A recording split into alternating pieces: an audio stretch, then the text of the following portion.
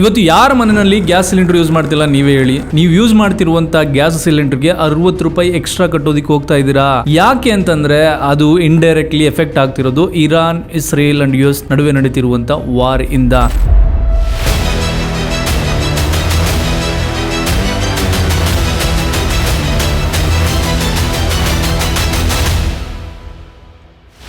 ನಿಮ್ಗೆ ಅನ್ಸ್ಬೋದು ಎಲ್ಲೋ 3000 ಕಿಲೋಮೀಟರ್ ದೂರದಲ್ಲಿ ನಡೀತಿರುವಂಥ ವಾರಿಂದ ನಮ್ಮ ಮನೆಯಲ್ಲಿ ಯೂಸ್ ಮಾಡ್ತಿರುವಂಥ ಸಿಲಿಂಡರ್ಗೆ ಹೆಂಗೆ ಎಫೆಕ್ಟ್ ಆಗ್ತಿದೆ ಅಂದ್ರೆ ಅದ್ರ ಪ್ರೈಸ್ ಹೇಗೆ ಎಫೆಕ್ಟ್ ಆಗ್ತಿದೆ ಅಂತ ಹೇಳ್ಬಿಟ್ಟು. ಬರೀ ಅದಷ್ಟೇ ಅಲ್ಲ, ಬೇರೆ ಯಾವುದೇ ರೀತಿಯ ಆಯಿಲ್, ಕ್ರೂಡ್ ಆಯಿಲ್ಸ್ ಗಳಾಗಿರ್ಬೋದು, ನ್ಯಾಚುರಲ್ ಗ್ಯಾಸ್ ಆಗಿರ್ಬೋದು, ಪೆಟ್ರೋಲಿಯಂ ಗ್ಯಾಸ್ ಆಗಿರ್ಬೋದು, ಎಲ್ಲದರ ಮೇಲೂ ಎಫೆಕ್ಟ್ ಬೀಳುವಂತ ಚಾನ್ಸಸ್ ಜಾಸ್ತಿ ಇದೆ. ನಾನು ರೆಕಾರ್ಡ್ ಮಾಡ್ತಿರುವಂತ ಟೈಮಿಗೆ ಇವತ್ತಿಗೆ ಡೇ 10 ಯುದ್ಧ ಸ್ಟಾರ್ಟ್ ಆಗಿ 10 ದಿನಗಳಾಗಿದೆ, ಇನ್ನೂ ಮುಗ್ದಿಲ್ಲ. ಮುಗಿಯುವಂತ ಸಾಧ್ಯತೆಗಳು ಕಣ್ಣಿಗೆ ಕಾಣಿಸ್ತಿಲ್ಲ. ಯಾಕೆ ಅಂತಂದ್ರೆ ಅಮೆರಿಕದ ಪ್ರೆಸಿಡೆಂಟ್ ಡೊನಾಲ್ಡ್ ಟ್ರಂಪ್ ಮಾಡಿರುವಂತ ಒಂದಷ್ಟು ವಿಷಯಗಳಿಂದ, ಒಂದಷ್ಟು ಪ್ಲಾನ್ಡ್ ಎಕ್ಸಿಕ್ಯೂಷನ್ ಇಂದ ಈ ವಾರ್ ಅನ್ನೋದು ಸದ್ಯಕ್ಕೆ ನಿಲ್ಲೋ ತರ ಅನಿಸ್ತಾ ಇಲ್ಲ. ನೀವು ಯೂಸ್ ಮಾಡ್ತಿರುವಂತ ತರಕಾರಿ, ಬಟ್ಟೆ, ಕಾರು, ಬೈಕು, ಮೆಟ್ರೋ, ಟ್ರೈನು, ಯಾವುದೇ ಒಂದು ವಸ್ತುಗಳನ್ನ ನೀವು ಯೂಸ್ ಮಾಡ್ತಿದ್ರು ಅದಕ್ಕೆ ಡೈರೆಕ್ಟ್ಲಿ ಆರ್ ಇಂಡೈರೆಕ್ಟ್ಲಿ ಎಫೆಕ್ಟ್ ಆಗುವಂತ ಸಾಧ್ಯತೆಗಳು ಜಾಸ್ತಿ ಇದೆ. ಏನ್ ಗುರು ಹಿಂಗೆ ಎದುರಿಸ್ತಾ ಇದ್ದಾನೆ, ಬೇರೆ ಯಾರು ಹೇಳಿಲ್ಲ ಅಂತ ನೀವು ಅನ್ಕೊಬಹುದು. ಬಟ್ ಟ್ರಸ್ಟ್ ಮೀ, ಈ ಒಂದು ವಿಷಯಗಳನ್ನ ತಿಳ್ಕೊಳ್ಳೋದಕ್ಕೂ ಮುಂಚೆ ನಾನು ಅದೇ ರೀತಿ ಅಂತ ಅನ್ಕೊಂಡಿದ್ದೆ. ಬಟ್ ಯಾವಾಗ ನೀವು ಕೂಡ ಈ ವಿಷಯಗಳನ್ನ ತಿಳ್ಕೊಂತೀರೋ ಅವಾಗ ನಿಮಗೂ ಕೂಡ ಅರ್ಥ ಆಗುತ್ತೆ ಜಿಯೋ ಪಾಲಿಟಿಕ್ಸ್ ಅನ್ನೋದು ಯಾವ ರೀತಿ ಯಾವುದೋ ಒಂದು ಮೂಲೆನಲ್ಲಿ ನಡೆಯೋದು ನಮ್ಗಳಿಗೆ ಎಫೆಕ್ಟ್ ಆಗ್ತಿದೆ, ಇಂಪ್ಯಾಕ್ಟ್ ಆಗ್ತಿದೆ ಅಂತ. ಈ ಟಾಪಿಕ್ ಒಳಗಡೆ ಹೋಗೋದಕ್ಕೂ ಮುಂಚೆ ನೀವು ನನಗೆ ಒಂದು ಕ್ವಶನ್ಸ್ಗೆ ಆನ್ಸರ್ ಮಾಡಲೇಬೇಕು. ಜಿಯೋ ಪಾಲಿಟಿಕ್ಸ್ ಬಗ್ಗೆ ಎಷ್ಟು ಜನಕ್ಕೆ ತಿಳ್ಕೊಳ್ಳುವಂತ ಆಸಕ್ತಿ ಅಂಡ್ ಇಂಟ್ರೆಸ್ಟ್ ಇದೆ? ಎಷ್ಟು ಜನಕ್ಕೆ ಇದ್ರೆ ಅದನ್ನ ಎಸ್ ಅಂತ ಕಮೆಂಟ್ ಮಾಡಿ, ಇಲ್ಲ ಅಂದ್ರೂ ಸಹ ನೋ ಅಂತ ಕಮೆಂಟ್ ಮಾಡಿ. ಸೊ ಏನದು Iran versus Israel and America ನಡುವೆ ನಡೀತಿರುವಂತ ವಾರ್, ಯಾಕೆ ಅದು ಇವಾಗ ನಡೀತಿದೆ? ಡೊನಾಲ್ಡ್ ಟ್ರಂಪ್ಗೂ ಇದಕ್ಕೂ ಏನ್ ಸಂಬಂಧ?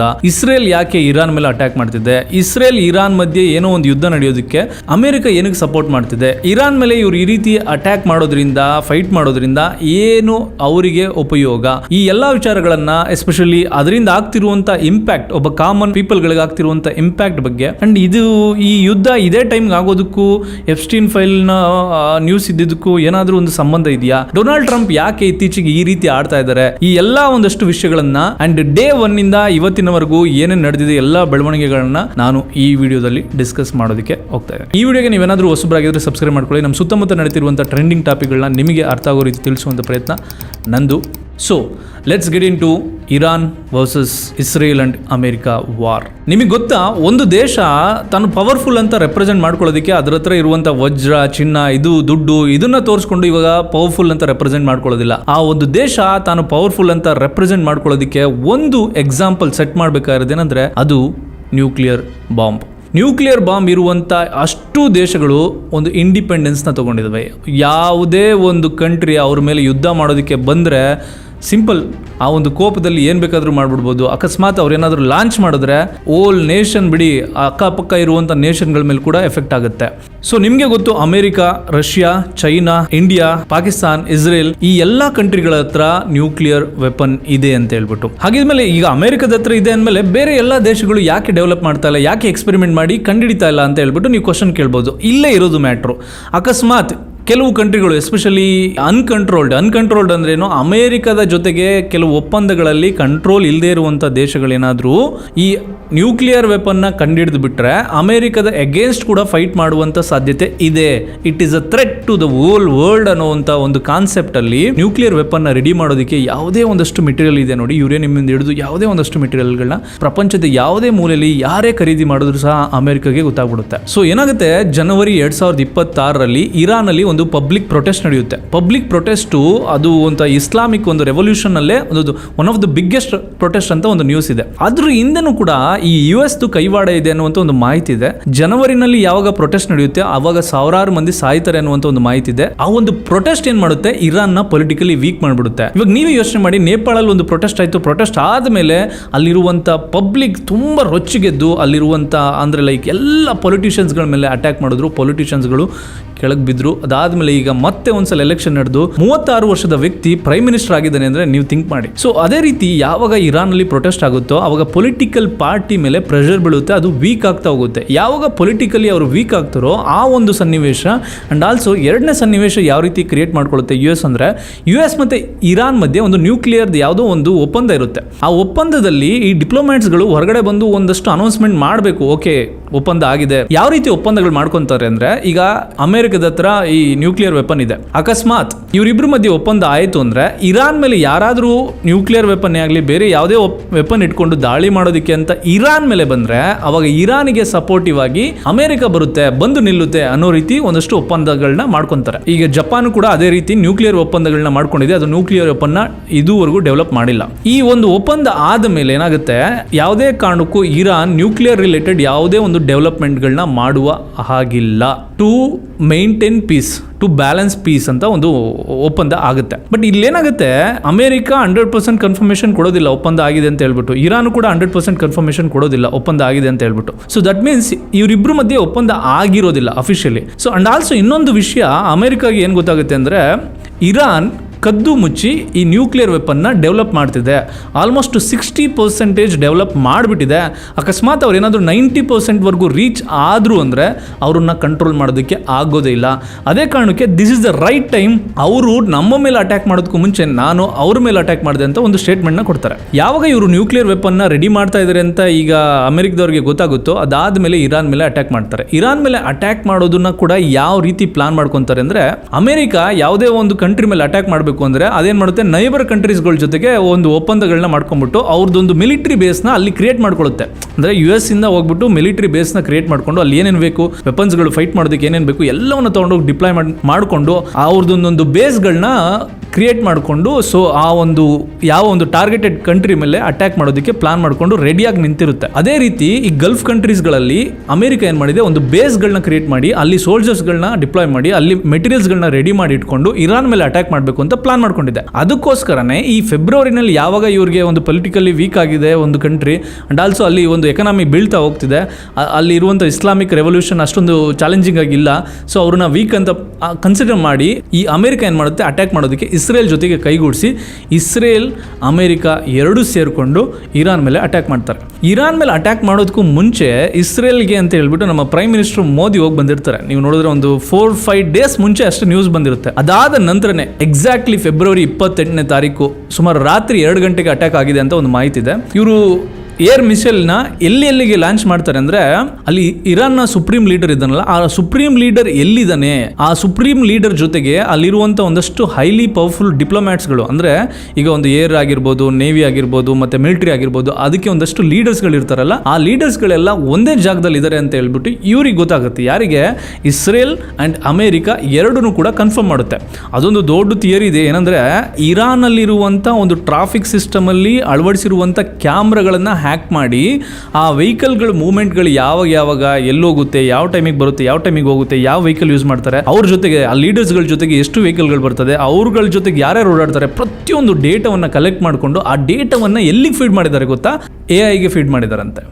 ಸೊ AI ಫೀಡ್ ಮಾಡಿ ಆ ಒಂದು ಅನಾಲಿಸಿಸ್ನ ಇವರು ಔಟ್ಕಮ್ನ ಎಕ್ಸ್ಪೆಕ್ಟ್ ಮಾಡಿದ್ದಾರೆ. ಓಕೆ, ಈ ಒಂದು ಪಾಯಿಂಟಲ್ಲಿ ಈ ಒಂದು ಸಿಚುವೇಶನಲ್ಲಿ ನಾವು ಈ ರೀತಿ ಮಾಡ್ಬೋದು ಅಂತ ಒಂದು ಎಕ್ಸಿಕ್ಯೂಷನ್ ಪ್ಲಾನ್ನ ರೆಡಿ ಮಾಡಿದ್ದಾರೆ. ಬರೀ AI ಮೇಲೆ ಡಿಪೆಂಡ್ ಆಗಿಲ್ಲ ಇವರು, ಅದ್ರ ಜೊತೆಗೆ ಇವ್ರುಗಳ ಒಂದು ಸೀಕ್ರೆಟ್ ಏಜೆಂಟ್ಗಳನ್ನ ಅಲ್ಲಿ ಡಿಪ್ಲಾಯ್ ಮಾಡಿರ್ತಾರೆ. ಎಲ್ಲಿ? ಇರಾನಲ್ಲಿ ಸೀಕ್ರೆಟ್ ಏಜೆಂಟ್ಗಳಿದ್ದಾರೆ. ಯಾರ್ಯಾರ ಕಡೆಯವರು? ಇಸ್ರೇಲ್ ಕಡೆಯವರು ಇದ್ದಾರೆ, ಅಮೆರಿಕ ಕಡೆಯವರು ಇದ್ದಾರೆ. ಸೊ ಇವರಿಬ್ರು ಕೂಡ ಕನ್ಫರ್ಮೇಶನ್ ಕೊಡ್ತಾರೆ, ಎಸ್ ಈ ಒಂದು ಟೈಮಲ್ಲಿ ಎಕ್ಸಿಕ್ಯೂಷನ್ ಮಾಡಿದ್ರೆ ಪ್ಲಾನ್ ಸಕ್ಸಸ್ ಆಗುತ್ತೆ ಅಂತ. ಯಾವಾಗ ಈ ಎರಡು ಇಂಟೆಲಿಜೆನ್ಸ್ ಏಜೆನ್ಸಿ ಕಡೆಯಿಂದ ಒಂದು ಮಾಹಿತಿ ಕನ್ಫರ್ಮೇಶನ್ ಬರುತ್ತೋ ಅದನ್ನೇ ಕನ್ಫರ್ಮೇಷನ್ ತಗೊಂಡು ಇವರು ಅಟ್ಯಾಕ್ ಮಾಡ್ತಾರೆ. ಫೆಬ್ರವರಿ 28ನೇ ತಾರೀಕು ರಾತ್ರಿ 2 ಗಂಟೆಗೆ ಆ ಒಂದು ಆಫೀಸ್ ಮೇಲೆ ಅಟ್ಯಾಕ್ ಮಾಡಿದಾಗ ಅಲ್ಲಿದ್ದಂಥ ಮೇನ್ ಲೀಡರ್ಗಳು ಜೊತೆಗೆ ಸುಪ್ರೀಂ ಲೀಡರ್ ಎಲ್ಲರೂ ಸತ್ತೋಗ್ತಾರೆ. ಇಸ್ರೇಲ್ ಅಂಡ್ ಅಮೆರಿಕ ಫೆಬ್ರವರಿ 28ನೇ ತಾರೀಕು ಯಾವಾಗ ಅಟ್ಯಾಕ್ ಮಾಡ್ತಾರೋ, ಅಟ್ಯಾಕ್ ಮಾಡಿದ್ಮೇಲೆ ಸುಪ್ರೀಂ ಲೀಡರ್ ಯಾವಾಗ ಸತ್ತೋಗಿದ್ದಾನೆ ಅಂತ ಗೊತ್ತಾಗುತ್ತೋ, ಅದಾದ ನಂತರ ಓಲ್ ಮೀಡಿಯಾ, ಇರಾನ್ ಮೀಡಿಯಾದಲ್ಲಿ ಇರುವಂಥ ಎಲ್ಲರೂ ಹತ್ಕೊಂಡು, ಅಂದರೆ ಲೈಕ್ ಈಗ ನಾನು ಮೀಡಿಯಾ ಮುಂದೆ ಮಾತಾಡ್ತಾ ಇದ್ದೇನೆ ಕ್ಯಾಮ್ರಾ ಮುಂದೆ, ಅವರೆಲ್ಲ ಹತ್ಕೊಂಡು ಆ ನ್ಯೂಸ್ನ ರೆಪ್ರೆಸೆಂಟ್ ಮಾಡ್ತಾ ಇದ್ರು.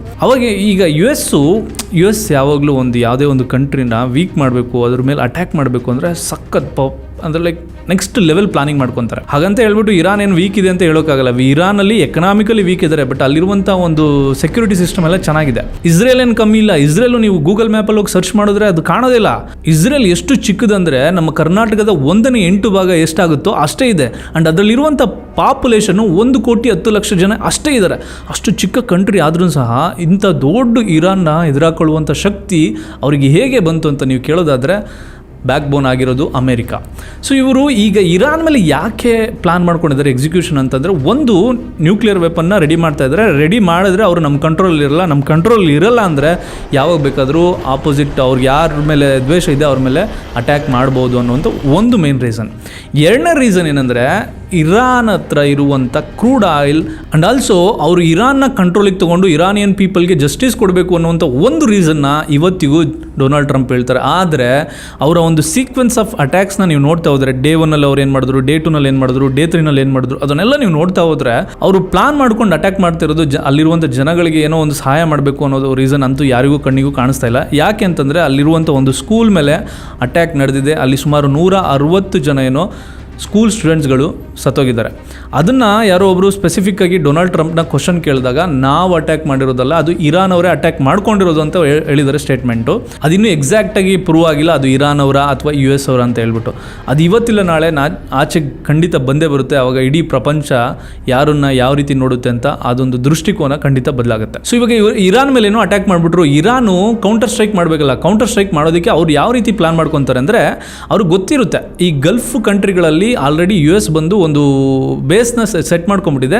ಸೊ ನಾವು ಆ ಬೇಸ್ಗಳ ಮೇಲೆ ಅಟ್ಯಾಕ್ ಮಾಡೋಣ ಅಂತ ಹೇಳ್ಬಿಟ್ಟು ಅವ್ರಿಗೆ ಎಲ್ಲ ಅಂದರೆ ಗಲ್ಫ್ ಕಂಟ್ರೀಸು ತನ್ನ ನೈಬರ್ ಕಂಟ್ರೀಸ್ಗಳ ಮೇಲೆಲ್ಲ ಅಟ್ಯಾಕ್ ಮಾಡ್ತಾರೆ, including Qatar, Abu Dhabi, UAE, Dubai ಎಲ್ಲ ಕಡೆ ಅಟ್ಯಾಕ್ ಮಾಡ್ತಾರೆ. ಯಾಕೆ ಅಟ್ಯಾಕ್ ಮಾಡ್ತಾರೆ ಅಂತಂದರೆ, ಒಂದು US ಮಿಲಿಟರಿ ಅಥವಾ US ಬೇಸು ಅಲ್ಲಿ ಸೆಟ್ ಮಾಡ್ಕೊಂಡಿದ್ದಾರೆ, ಅದು ಒಂದು ರೀಸನು. ಎರಡನೇದೇನೆಂದರೆ, ಅಂಥ ದೇಶಗಳಿಗೆ ಒಂದು ಸಿಗ್ನಲ್ನ ಕೊಡೋದಕ್ಕೆ, ನೀವುಗಳೇನಾದರೂ US ಆರ್ಮಿನ ಅಥವಾ US ಪೀಪಲ್ನ ಸಪೋರ್ಟ್ ಮಾಡಿಕೊಂಡು ನೀವೊಂದು ಜಾಗ ಕೊಟ್ಟರೆ ನೆಕ್ಸ್ಟು ನಿಮ್ಮ ಮೇಲೆ ನಾವು ಅಟ್ಯಾಕ್ ಮಾಡ್ತೀವಿ ಅನ್ನುವಂಥ ಒಂದು ಸಿಗ್ನಲ್ನ ಪಾಸ್ ಮಾಡೋದಕ್ಕೆ ಅವ್ರು ಅಟ್ಯಾಕ್ ಮಾಡ್ತಾರೆ. ಅದಾದಮೇಲೆ ಅಮೆರಿಕ ಏನು ಮಾಡುತ್ತೆ, ಇವರು ಬ್ರಾಡ್ಕಾಸ್ಟ್ ಮಾಡೋದಕ್ಕೆ, ಅಂದರೆ ಇರಾನಲ್ಲಿ ಏನು ನಡೀತಿದೆ ಅಂತ ಬ್ರಾಡ್ಕಾಸ್ಟ್ ಮಾಡೋದಕ್ಕೆ ಮೇನ್ ಇಂಪಾರ್ಟೆಂಟ್ ಏನು, ಮೀಡಿಯಾ ಹೌಸು. ಆ ಬ್ರಾಡ್ಕಾಸ್ಟಿಂಗ್ ಪ್ಲೇಸ್ ಎಲ್ಲಿದೆ ಅಂತ ಒಂದು ಮೇನ್ ಪ್ಲೇಸ್ ಮೇಲೆ ಇವರು ಅಟ್ಯಾಕ್ ಮಾಡಿಬಿಡ್ತಾರೆ. ಅಟ್ಯಾಕ್ ಮಾಡಿ ಈಗ ಇರಾನ್ ಒಳಗಡೆ ಏನು ನಡೀತು ಅನ್ನುವಂಥ ಸ್ಟೋರಿನ ಅಮೆರಿಕ ಯಾವ ರೀತಿ ಬೇಕಾದರೂ ಪೋರ್ಟ್ರೇ ಮಾಡ್ಕೋಬೋದು, ಯಾವ ರೀತಿ ಬೇಕಾದರೂ ನರೇಟ್ ಮಾಡ್ಬೋದು ಅನ್ನುವಂಥ ಒಂದು ರೀಸನಲ್ಲಿ. ಇನ್ನೊಂದೇನು ಮಾಡುತ್ತೆ, ಅಮೆರಿಕ ಇಂಟೆಲಿಜೆಂಟ್ ಅಂತ ಹೇಳಬೇಕು ಅಥವಾ ಕಲ್ಪ್ರಿಟ್ ಅಂತ ಹೇಳಬೇಕು ಗೊತ್ತಿಲ್ಲ. ಯಾಕಂದರೆ ವಿಶಾಖಪಟ್ಟಣದಲ್ಲಿ ಒಂದು ಇಂಟರ್ನ್ಯಾಷನಲ್ ಪರೇಡ್ ನಡೀತಿದೆ. ಆ ಪರೇಡಲ್ಲಿ ಪಾರ್ಟಿಸಿಪೇಟ್ ಮಾಡಿದ್ದು ಇರಾನ್ದೊಂದು ನೇವಿ. ಆ ಒಂದು ನೇವಿ ಇಲ್ಲಿಗೆ ಬಂದು ಪಾರ್ಟಿಸಿಪೇಟ್ ಮಾಡಿ ವಾಪಸ್ಸು ಆ ಶ್ರೀಲಂಕಾ ಇಂಡಿಯನ್ ಓಷನಿಂದ ಹೋಗ್ಬೇಕಾದ್ರೆ ಇವರೇನು ಮಾಡಿದ್ದಾರೆ, ಮಿಸೈಲ್ನ ಲಾಂಚ್ ಮಾಡಿ ಅದನ್ನು ಬ್ಲಾಸ್ಟ್ ಮಾಡಿಬಿಟ್ಟಿದ್ದಾರೆ. ಬ್ಲಾಸ್ಟ್ ಮಾಡಿದ್ಮೇಲೆ ಸುಮಾರು 132 ಕ್ರೂಸ್ ಏನೋ ಅದರೊಳಗಡೆ ಇರ್ತಾರೆ. ಅದರಲ್ಲಿ 80 ಜನ ಏನೋ ಸತ್ತೋಗ್ತಾರೆ. 32 ಜನನ ಶ್ರೀಲಂಕಾದವ್ರು ಹೋಗಿ ಕಾಪಾಡಿದ್ದಾರೆ ಅನ್ನುವಂಥ ಒಂದು ಮಾಹಿತಿ ಇದೆ. ಆ ಒಂದು ಶಿಪ್ ಏನಿತ್ತು ಅದರಲ್ಲಿ ಯಾವುದೇ ಮಿಸೈಲ್ಗಳಿರಲಿವಂತೆ. ಅಂದರೆ ಈ ಒಂದು ಫ್ರೆಂಡ್ಲಿ ಪರೇಡಿಗೆ ಬರ್ತಾ ಇದ್ದಾರೆ ಅಂದಾಗ ಯಾವುದೇ ಒಂದು ಕೌಂಟರ್ ಸ್ಟ್ರೈಕ್ ಮಾಡೋದಕ್ಕೆ ಅಥವಾ ಅಟ್ಯಾಕ್ ಮಾಡೋದಕ್ಕೆ ಅವ್ರ ಒಳಗಡೆ ಯಾವುದೇ ಮಿಸೈಲ್ ತಂದಿಲ್ಲ ಅನ್ನುವಂಥ ಒಂದು ಮಾಹಿತಿ ಇದೆ. ಆದರೆ ಅಮೆರಿಕ ಏನಂತ ಹೇಳುತ್ತೆ, ಅದನ್ನು ನ್ಯೂಟ್ರಲ್ ಮಾಡೋದಕ್ಕೆ, ಅದನ್ನು ಅಟ್ಯಾಕ್ ಮಾಡೋದಕ್ಕೆ that was the right time, ಅದಕ್ಕೆ ನಾವು ಅಟ್ಯಾಕ್ ಮಾಡಿದ್ವಿ, ಅದಕ್ಕೆ ನ್ಯೂಟ್ರಲೈಸ್ ಮಾಡಿದ್ವಿ ಅಂತ ಹೇಳ್ತಾ ಇದೆ ನೇವಿ ಸಿಸ್ಟಮ್ನ. ಈ ಥರ ಯಾವಾಗ US ನೇವಿ ಮೇಲೆ, ಮಿಲಿಟರಿ ಮೇಲೆ, ಏರ್ ಬೇಸ್ ಮೇಲೆ ಅಟ್ಯಾಕ್ ಮಾಡುತ್ತೋ ಅವಾಗ ಇರಾನು ಪ್ಲಾನ್ ಮಾಡ್ಕೊಳ್ಳುತ್ತೆ, ಓಕೆ ನಮಗಿರುವಂಥ ಪವರ್ ಯಾವುದು, ನಾವೇನನ್ನ ಕಂಟ್ರೋಲ್ ಮಾಡಿದ್ರೆ ಈ US ಕಂಟ್ರೋಲ್ ಮಾಡ್ಬೋದು ಅಥವಾ ಓಲ್ ವರ್ಲ್ಡ್ಗೆ ನಮ್ಮ ಒಂದು ಎಕ್ಸಿಸ್ಟೆನ್ಸ್ ಅನ್ನೋದು ಎಷ್ಟು ಇಂಪಾರ್ಟೆಂಟ್ ಅಂತ ತಿಳಿಸ್ಬೋದು ಅಂತ ಅನ್ನೋ ಕಾರಣಕ್ಕೆ ಅವ್ರು ಏನು ಮಾಡ್ತಾರೆ, ಸ್ಟ್ರೈಟ್ ಆಫ್ ಹಾರ್ಮೋಸ್ ಅನ್ನೋಂಥ ಒಂದು ಪ್ಲೇಸ್ ಇದೆ. ಅದನ್ನು ನೀವು ಮ್ಯಾಪಲ್ಲಿ ನೋಡಿದ್ರೆ ಮಾತ್ರ ಅರ್ಥ ಆಗೋದು. Let me show you that map. ಇಲ್ಲಿ ಸುಮಾರು 20% of the world crude oil pass ಆಗೋದು ಇಲ್ಲಿಂದನೇ ಅಂತೆ. ಅಂದರೆ ಇರಾನ್ ಸಪ್ಲೈ ಮಾಡೋದಾಗಲಿ, ಇರಾಕ್ ಸಪ್ಲೈ ಮಾಡೋದಾಗಲಿ, ಎಲ್ಲ ಒಂದು ಗಲ್ಫ್ ಕಂಟ್ರೀಸಿಂದ ಬೇರೆ ಒಂದು ದೇಶಗಳಿಗೆ ಸಪ್ಲೈ ಆಗ್ತಿರುವಂಥ ಒಂದು ರೂಟ್ ಏನಂದರೆ ಅದು, ಅದರ ಕಂಟ್ರೋಲ್ನ ಇವರು ಇರಾನ್ ಅವ್ರು ತೊಗೊತಾರೆ. ಅದನ್ನು ತೊಗೊಳೋದಕ್ಕೆ ಏನು ಮಾಡ್ತಾರೆ, ಆ ಒಂದು ಜಾಗದಲ್ಲಿ ಒಂದು ನೇವಿ ಸಿಸ್ಟಮ್ನ ಪರ್ಟಿಕ್ಯುಲರ್ ಆಗಿ ಡಿಪ್ಲಾಯ್ ಮಾಡ್ತಾರೆ. ಡಿಪ್ಲಾಯ್ ಮಾಡಿ ಇಲ್ಲಿ ಯಾರೇ ಗೊತ್ತಿಲ್ಲದಿರುವಂಥ ಅನ್ಐಡೆಂಟಿಫೈಡ್ ಟ್ರಾವೆಲರ್ ಬಂದರೆ ಸಹ ಅವ್ರನ್ನ ಮುಗಿಸ್ಬಿಡಿ ಅಂತ ಹೇಳ್ಬಿಟ್ಟು. ಅದು ಯಾವಾಗ ಬ್ಲಾಕ್ ಮಾಡೋದಕ್ಕೆ ಸ್ಟಾರ್ಟ್ ಮಾಡುತ್ತೋ ಅದಾದ ತಕ್ಷಣನೇ crude oils, LNG and LPG ಎಲ್ಲದರ ಪ್ರೈಸ್ ಜಾಸ್ತಿ ಆಗುತ್ತೆ. Whole world is shaking, actually shaking. March 7ನೇ ತಾರೀಕಿಂದ ಇಂಡಿಯಾದಲ್ಲಿ LPG ಪ್ರೈಸು 60 ರೂಪಾಯಿ ಇನ್ಕ್ರೀಸ್ ಆಗ್ತಿದೆ. ಆ್ಯಂಡ್ ಡೊಮೆಸ್ಟಿಕಲಿ 60 ರೂಪಾಯಿ, ಕಮರ್ಷಿಯಲಲ್ಲಿ 115 ರೂಪಾಯಿ ಇನ್ಕ್ರೀಸ್ ಆಗುತ್ತೆ ಅಂತ ಒಂದು ಮಾಹಿತಿ ಇದೆ.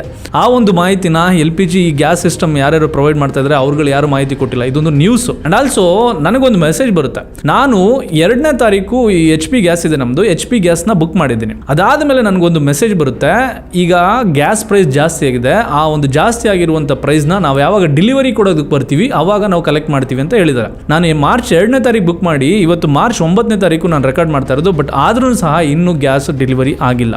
ನಾನು ಕಾಲ್ ಮಾಡಿ ಕೇಳಿದ್ರೆ, ನಾನು ಮೆಸೇಜ್ ಮಾಡಿ ಕೇಳಿದ್ರೆ ಅವ್ರು ಹೇಳ್ತಿರೋದು ಇಟ್ ಈಸ್ ಇನ್ ಪ್ರೋಗ್ರೆಸ್ ಅಥವಾ ಔಟ್ ಫಾರ್ ಡೆಲಿವರಿ ಅಂತ ಸ್ಟೇಟಸ್ನ ತೋರಿಸ್ತಿದೆ ಅಂತ ಹೇಳ್ತಿದ್ದಾರೆ. ಆಲ್ಸೋ ನೀವು ಅಬ್ಸರ್ವ್ ಮಾಡಿ, ಈ ಶೇರ್ ಮಾರ್ಕೆಟ್ ಕೂಡ ಶೇಕ್ ಆಗ್ತಿದೆ. ಯಾಕೆ ಅಂತಂದರೆ ನೀವು ನೋಡಿ, most of the countries dependent on crude oil ಮತ್ತು ನ್ಯಾಚುರಲ್ ಗ್ಯಾಸ್ ಮೇಲೆ ಡಿಪೆಂಡೆಂಟ್ ಆಗಿರೋದು ಆ ಒಂದು Gulf countries and Iran, Iraq ಅಂತ ಒಂದು ಕಂಟ್ರೀಸ್ ಮೇಲೆ.